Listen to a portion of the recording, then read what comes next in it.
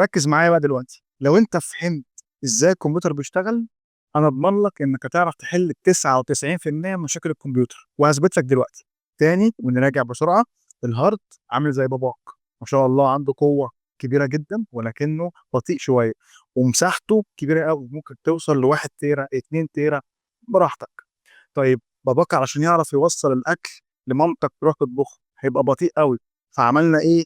جبناك انت راجل سريع وراجل خفيف وبتشيل اوزان خفيفه بس بسرعه.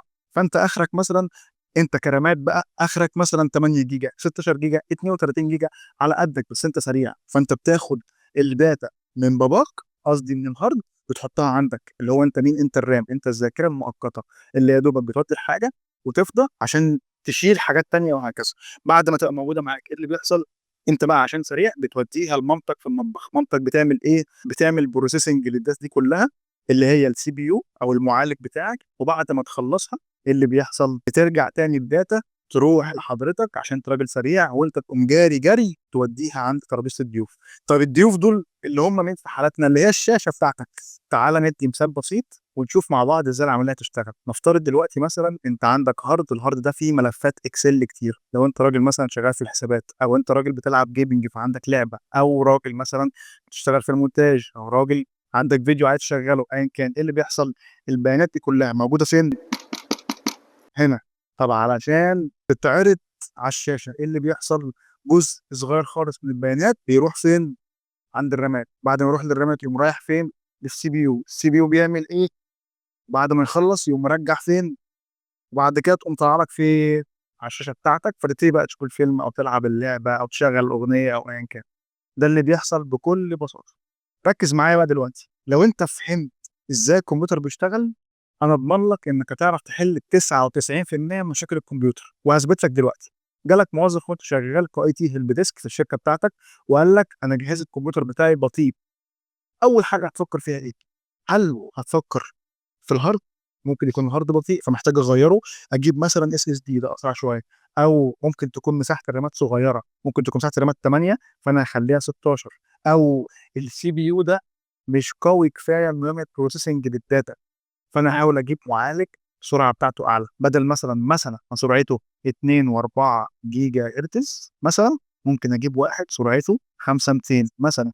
يبقى انت على طول وبكل بساطه اي مشكله هتحصل هتعرف تجاوب من خلال انك عرفت الكمبيوتر ازاي بيشتغل. طيب واحد مثلا قال لك انا يا باشمهندس الجهاز الكمبيوتر بتاعي ما بعرفش اشغل عليه برامج كتيره. يعني هو عنده هارد كبير وفيه داتا كويسه وعنده سي بي كويس، ولكن ما بيعرفش يشغل برامج كتيره.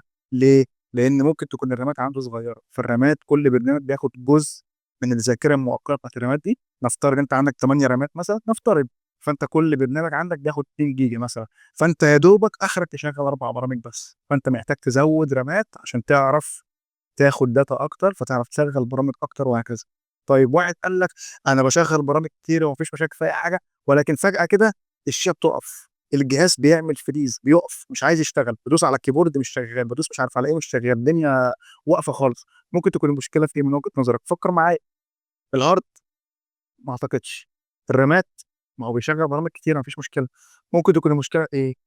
السي بي يو. ممكن يكون السي بي يو السرعه بتاعته وهو بيعمل بروسيسنج للداتا مش كافيه، فمحتاجين بروسيسور اعلى.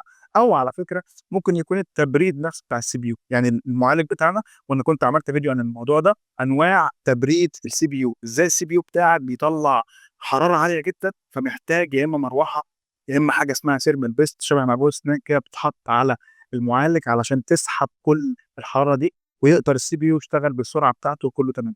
اظن دلوقتي قلت لك اشهر 3 مشاكل ممكن الموظفين او حتى انت في بيتك او مع اصحابك يسالوك عليها وانت مش هتعرف تحل المشكله، وتروح توديه بقى الراجل وتخلي الراجل يقعد يلعب ومش عارف ايه وياخد منك الافات الجنيهات. طب ما ليه؟ الموضوع سهل وبسيط. كل ده ليه؟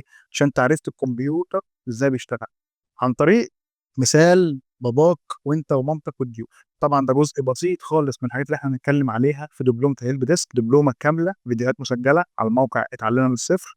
الدبلومه بتتكلم عن اساسيات الكمبيوتر واساسيات الشبكات واساسيات سايبر سيكيورتي وكمان اشهر المشاكل اللي هتقابلك كل يوم.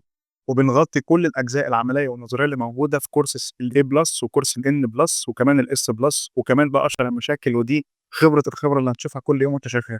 لو محتاج تعرف تفاصيل اكتر ابعت لي على الواتساب على الرقم ده، وابعت لك كل التفاصيل. لحد هنا وكفايه. سلام.